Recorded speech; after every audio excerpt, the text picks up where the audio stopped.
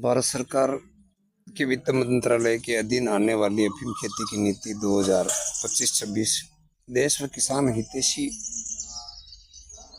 बने, क्योंकि देश किसानों का है। तो किसानों के देश में किसानों की खेती की नीति लागू होनी चाहिए बहुत वर्षों से।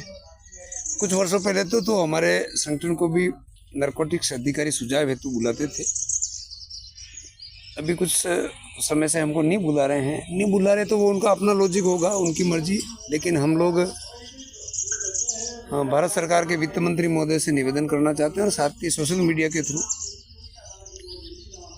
प्रधानमंत्री महोदय को भी याद दिलाना चाहते हैं। अफीम घटिया नहीं है, अधिकारी घटिया है। OPM is a noted drug, it's a life saver genius medicine. कुछ वर्षों से लालची नेता और भ्रष्ट अधिकारियों ने मिलकर के हमारे संगठन ने तो सीपीएस पद्धति नहीं मांगा था। यदि सीपीएस पद्धति बढ़िया है, अच्छा है, देश व किसान के हितैषी है, तो आप इसको जबरदस्ती क्यों थोप रहे हो? और सीपीएस पद्धति उन किसानों पर क्यों लागू कर रहे हो जिन्होंने परंपरागत अफीम खेती की है? तो हमारा सुझाव है, आज़ादी से आज तक अफीम खेती कर चुके सभी किसानों के परिजनों को 10-10 हज़ार के परंपरागत अफीम खेती के अफीम लाइसेंस दिए जाए। और जिन किसानों के परिजनों ने, जिस गांव में अफीम खेती होती है, जिन किसानों के परिजनों ने, उनके परिजनों ने कभी भी अफीम खेती नहीं की है, उनको सीपीएस पद्धति दे दिया जाए। मतलब आप अंग्रेजी लूट को जारी रखने के लिए सीपीएस पद्धति और परंपरागत अफीम खेती की नीति, ये दोनों पैरेलल लागू करके किसानों में फूट डाल रहे हो, जो कहीं न कहीं दिन दहाड़े किसानों के साथ धोखा है। तो आज़ादी से आज तक अफीम खेती कर चुके सभी किसानों को परंपरागत अफीम खेती के अफीम पट्टे दिए जाए। और सीपीएस पद्धति यदि ठीक है, अच्छी है, तो पिछले 5 वर्षों का सीपीएस का रिजल्ट बताया जाए। और सीपीएस पद्धति देना जरूरी है तो उन किसानों को दिया जाए जिन किसानों के परिजनों ने आज़ादी से आज तक कभी भी अफीम खेती नहीं की है, उनको सीपीएस के पट्टे दे दिए जाए। दूसरा, अफीम का मूल्य अंतर्राष्ट्रीय बाजार में अखबार में आता है तो 1 लाख रुपये किलो बताया जाता है।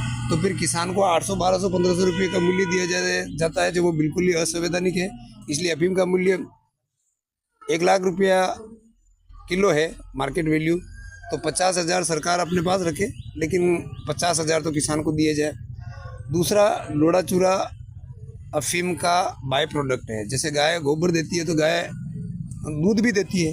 अब दूध तो दिल्ली वाला पी गया, तो ये अफीम का जो लोड़ा चूरा है वो एक तरह से गोबर ही हुआ अफीम का। तो अफीम का एक बाय प्रोडक्ट है। हाँ बुआ जी, 1 मिनट। तो हाँ, तो बचे विंडो मूल्य दो और लोड़ा चूरा फ्री में नहीं, उसका मूल्य दे करके खरीदा जाए। और तीसरी बात, किसानों के देश में किसानों से नीति को पूछ लिया जाए। दूसरा, नारकोटिक्स विभाग के चपरासी से लगा करके नारकोटिक्स कंट्रोलर सब ये बोल रहे हैं सलाह दो, सलाह दो, सलाह दो। तो क्या सबके सब किसान नेता, उनको अफीम खेती की नीति समझ में नहीं आ रही है? क्या चपरासी से लगा करके नारकोटिक्स कंट्रोलर तक सब अपने आप को किसान का बेटा मानते हैं? तो नारकोटिक्स का भ्रष्टाचार उनको दिख नहीं रहा है। तो अफीम खेती की नीति भ्रष्टाचार मुक्त बनाने के लिए परंपरागत अफीम खेती कर चुके सभी किसानों को समान आरी के परंपरागत अफीम खेती के लाइसेंस दिए जाए। और सीपीएस पद्धति उन किसानों को दी जाए जिनके परिजनों ने जीवन में कभी भी अफीम खेती नहीं की है, उनको सीपीएस पद्धति दे दी जाए।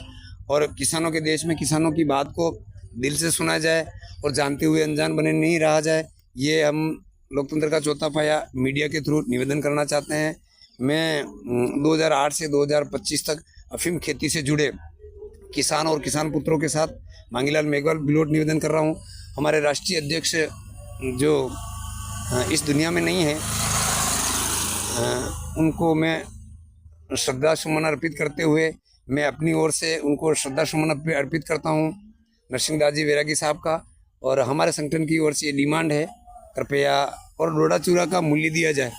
बिना पैसे की गोली असर नहीं करती है, मूल्य देकर के सरकार खरीदे।